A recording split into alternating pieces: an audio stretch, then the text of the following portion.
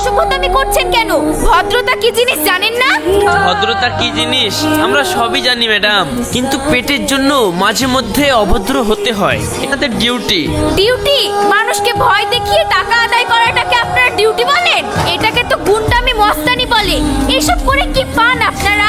কি করব ম্যাডাম, এইরকম গুন্ডামি না করলে আপনাদের মতন মানুষেরা তো টাকাও শোধ করে না, তাই আমাদেরকে একটু মস্তানি করতে হয়। আপনাদেরকে আর গুন্ডামি মস্তানি করতে হবে না। আপনারা এখন আসুন, আপনাদের লোনের টাকা আমি কিছুদিনের মধ্যেই শোধ করে দেব।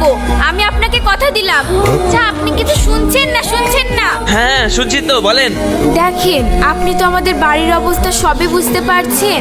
আমি সামান্য টিউশন পড়াই, তবে আমি চাকরির জন্য ইন্টারভিউ দিচ্ছি। একটা কাজের ব্যবস্থা হয়ে গেলে আপনাদের কিস্তি আমি আস্তে আস্তে শোধ করে দেব। আপনারা প্লিজ আমাদেরকে আরেকটু সময় দিন। আচ্ছা ঠিক আছে, আপনার কথা শুনে আপনাকে আর কিছুদিন সময় দিচ্ছি।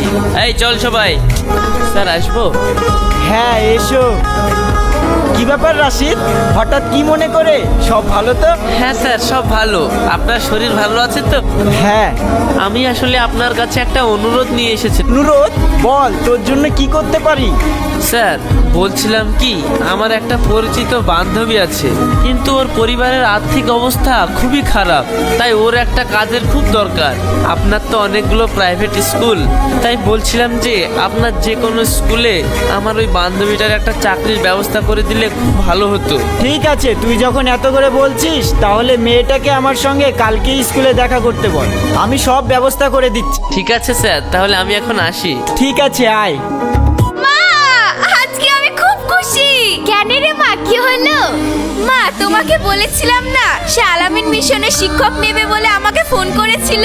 ওখানে গিয়েছিলাম, তারা আমাকে সিলেক্ট করেছে। আমি কাল থেকে স্কুলে জয়েন করব, আর এখন থেকে আমি 30,000 টাকা করে বেতন পাবো। আমাদের আর কিস্তি দিতে কোনো সমস্যা হবে না। যাক, আল্লাহ এতদিন পর আমাদের মুখ পানে তাকিয়েছে। আমাদেরকে আর কষ্ট করে থাকতে হবে না। যা, তুই হাত মুখ ধুয়ে আয়, আমি তোর লেগে ভাত খুলি।